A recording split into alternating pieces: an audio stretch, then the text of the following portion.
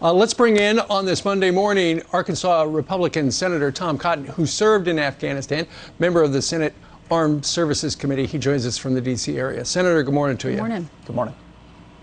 Morning, everyone. Well, the president said yesterday, maybe we're going to have to extend that deadline after August 31st. But then the Taliban came out and said, not so fast. You really can't do that, because if you do that, you're going to face a reaction. You'll be crossing a red line. So is that why Joe Biden's in such a hurry? Because he doesn't want to upset the Taliban?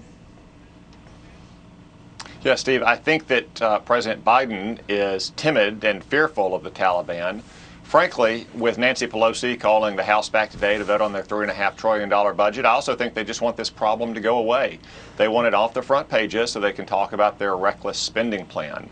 But that means that we're at risk of leaving thousands of Americans behind Taliban lines. Because if we're going to be out by August 31, which is just a week from tomorrow, that means that the military is going to have to start rolling up shop and heading out before then. And we're going to leave our countrymen behind. I saw that the Secretary of State said yesterday that we have to accept the reality that the Taliban is in control of Kabul. We don't have to accept that. The Taliban is in control of Kabul until the United States says we're in control of Kabul. And if they want to attack our people at that airport, we have more than enough combat power in the United States military to fight back and destroy those attacks. That's what Joe Biden should say we're going to do until we get every single American out of Afghanistan. Senator, here's what Joe Biden said yesterday instead. Take a listen. It's an incredible operation. Let me be clear. The evacuation of thousands of people from Kabul is going to be hard and painful, no matter when it started, when we began. It would have been true if we had started a month ago or a month from now. There is no way to evacuate this many people without pain and loss of heartbreaking images you see on television. It's just a fact. My heart aches for those people you see. Is it just a fact that the Taliban has to control everything around the airport and put our citizens through checkpoints and take their passports and threaten their lives? Rough them up? What is it about this White House's view of the situation there that prevents them from taking a bold action that would get our people out? No, Pete, it's not a fact. I mean, I guess you can play out different scenarios how we could have withdrawn from Afghanistan, but I'm pretty confident none of them would be worse than what Joe Biden did, with thousands of Americans stuck behind Taliban lines. And I was saying last weekend that we should have made it clear to the Taliban they can't take control of Kabul, that we should use air power to keep them on the outside of Kabul. Yet Joe Biden, again, has been timid and impotent in the face of this threat for weeks, and he's allowed this situation to deteriorate to the point where we barely have control of the outside perimeter of that airport. Our citizens are being attacked with sticks and chains outside the airport. They're having their papers and their passports confiscated. All the while, the French, the British, even the Dutch military is leaving the airport to identify their citizens and bring them back inside the wire. That's what we should have been doing all along. It's what we should start doing today, and we should do it for as long as it takes until we get every American out of Afghanistan. Yeah, we all agree with that. Senator, I know you helped bring our friend Haroon back to the United States. This is great news this morning. We're waking up, finding out that he just landed, I believe, in Washington, D.C. Let's bring in Haroon. Haroon, good morning. Our prayers were answered. We've all been praying for you, and you're back home. Tell us about the journey and how you feel. Good morning, everybody. First of all, I should appreciate Mr. Tom Cotton, that he really helped us to get out of there. Without him, it was impossible.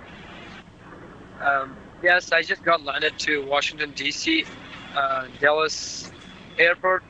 So everything is fine. We're feeling safe and happy. A little tired. We haven't been sleeping more than 36 or 40 hours almost. But yeah, we made it here. Yeah. Thank you all.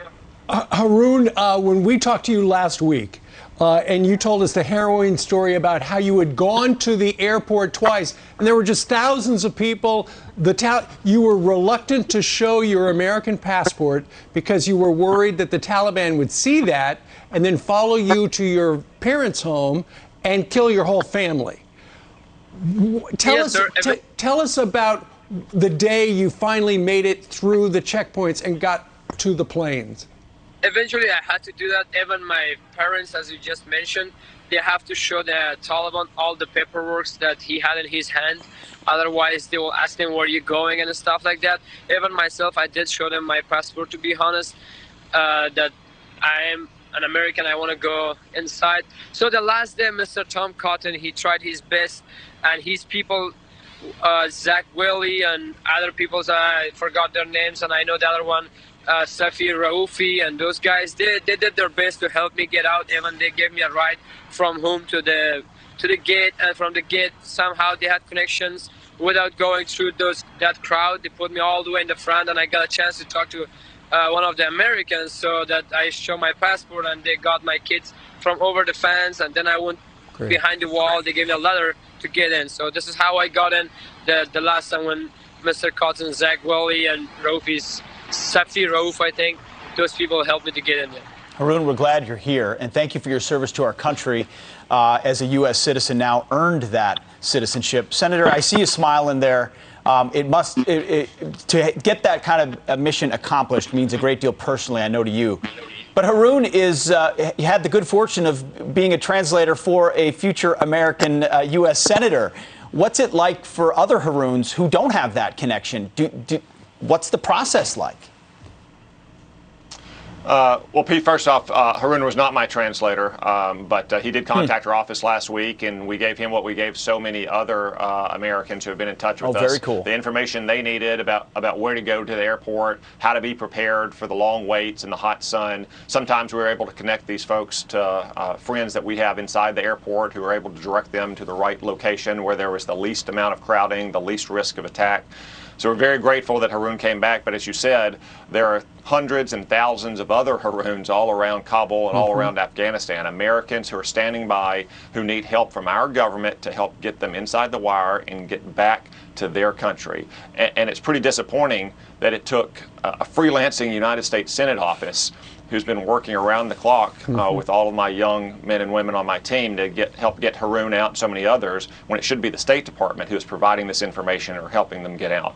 We're still going to do everything we can for as long as we can, but it really goes back to Joe Biden making the announcement that we'll stay in Afghanistan to get our people out for as long as our people are there. That's what we owe our fellow countrymen. Yeah. Haroon, last week we talked to Marcus Luttrell. I don't know if you know who he is, but he's an American hero, a soldier, was a Navy SEAL, and was trapped in Afghanistan by himself. He wrote the book Lone Survivor, and we sent in troops and we got him out. He was hiding in a bunker or buried under sand, and we found him. And he said all he kept thinking about is getting back to American soil. You've taken a similar journey. You were fearful of death, feared that your whole family was going to be killed. What is it like to be safe on American soil again? True. So this is how I was feeling. So all I was feeling about to get out myself and get out my family. My family, my kids. So I was worrying about them. They were my first priority. So this is what I did. And thanks, Mr. Tom, again. So he helped us to get out of here. As he mentioned, he did help other families that I saw that I was there. I saw other families with us. They were trying to get in. So it was not just me that he was trying to help. There was other families, and especially myself, my parents. I left them behind. My wife's parents, they're still in Afghanistan. I'm happy that I'm here. I saved my kids, but mentally still I'm gone. So I'm lost still. So I'm worrying about those. And they've been working with America 9 years, both sides, my parents. So now I'm just worrying about them. And Mr. Tom Cotton, I appreciate your help, and I wish you keep helping everyone like me, like my parents, whoever else is there, and I will appreciate that. Yeah, Haroon, are your parents and your wife's parents worried about life under the Taliban, what that's going to be like?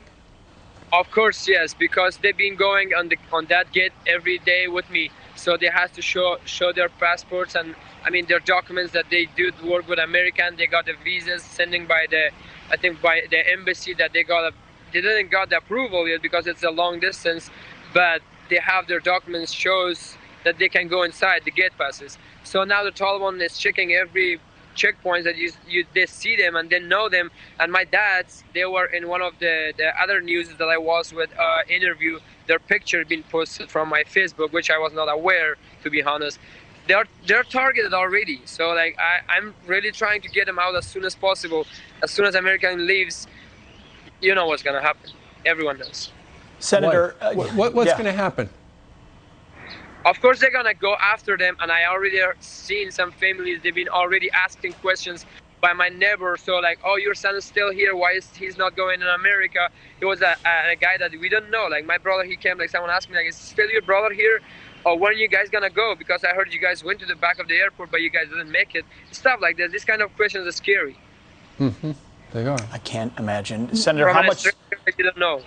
How much time is your staff? I've been in touch with, a lot of it is other veterans who are members of Congress now, whether it's Colonel Michael Walz or Senator Lindsey Graham, and it's not just vets, but how much of your time as a staff and your office is being spent on case by case, working with translators and others, Senator? Well, Pete, really since last weekend, this is what most of my staff has been doing around the clock. We've had hundreds and hundreds of cases open to help thousands of folks who are trying to get back to America. We have a lot of young veterans on my staff or veterans in my alumni network who have connected us to friends that we have at the airport in Kabul, or connected us to Americans around the country who have family who are trying to get back, like Haroon was after visiting his family to the United States. So we've set most of our work aside over the last week to try to help all of our fellow countrymen get back to this country. And I couldn't be prouder of the young men and women who work for me. How did you know about Haroon's story? Watching Fox? He contacted us early last week. So in many cases, Ainsley, what we can provide the Americans who are trying to get back to this country is simply a human being who will be there on the phone or responding to their email promptly, so they know that someone back home is aware of their plight, is trying to help them, is getting them out, as opposed to a random website the State Department was sending American citizens to last week. Yeah. So we can provide them the information, give them some coaching about what to do at the airport. Sometimes we've been able to connect them with friends we have inside the airport to direct them to the best gate at the moment to get inside. So there's a lot of different techniques we've used to help these Americans, and we just couldn't be happier that so many are back. But again, there are a lot of people like Haroon around the city and around the country, and it's time the administration make it clear that we will not leave any of them behind. Well, Haroon is an American citizen, but he's got members of his family who have worked with the Americans over the last 20 years, and they still need to get out. Haroon, the president said yesterday, yeah, we might have to extend the deadline past the end of this month, but the Taliban came out and said you can't do it. Because that's going to be a red line. You can't cross it. What's going to happen at the end of the month to those tens of thousands of Afghanis who will not be on the road to freedom? So I want to say for Mr. Joe Biden, if he's trying to do that, please do it this way. At least the rest of the day that we have, make it this way. Like, do not bring the people in that they don't have any documentation. I mean, like, they haven't been working with Americans. They're just scared from the Taliban to get out. But we don't need to bring those people in. Bring the people who has the proof that they did work for 9 or 7 years, more than that, like my dad's, my family. So they did work with American for many years. So this thing on the back of the lane, they keep bringing people from outside in, which they haven't been working. I was on the flight. I seen a lot of people in the airport. They have only their it's gonna be funny. They have the bill, the electrician bill. So they show that on the gate and they go in the house. So like, don't bring those people in, and bring the people, your priority, whoever did work for you, and their lives in danger. So like everyone else is like, there's thousands of them. Like my dad, they've been working with America for real. So Haroon, you're saying that there are a lot of Afghanis who have no connections to Americans, but just want to get out before the Taliban takes over? Exactly. Like the most people, the American, they already brought in America or wherever they carry them, they let them go inside the airport. At least I know a lot of people, they were there, they didn't have even anything. Like they had no proofs that they work with American, but they want to save their lives. I'm not against those people, but if it's a limit of time, we're running short of out of time. So please bring the people for real. Their life is in danger and in risk. Not all of them. Haroon, with this chaos, have you heard from any other of your fellow Afghans who have worked with Americans questioning whether it was worth it, whether we really were committed to having their backs the entire time? Does anyone regret it?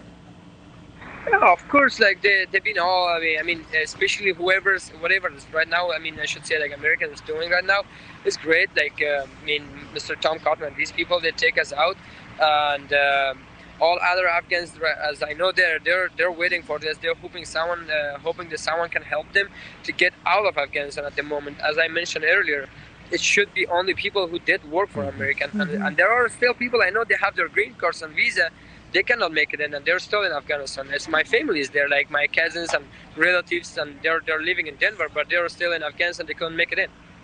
Haroon, really quickly, why didn't your parents come with you? They were trying to, but as Mr. Tom Cotton is aware, the guys who helped me to get in, they were asking for 4 of us, like me, my wife, and my 2 children. So like that's how much they were filling their car. So they told us we cannot take all of you in once. Right. That's a problem. You have to take you 4 first, and then your family will figure it out. You have to talk with Senator or office, Mr. Tom Cotton. Right. Yep. Well, welcome home. Yes. We're glad you're back. And Senator Tom Cotton, thanks for all your work and for your insight this morning. Yes. I will be in touch with you. Thank you. God bless you both. God An bless answer you. to prayer, Haroon. A lot of people praying for you. Indeed.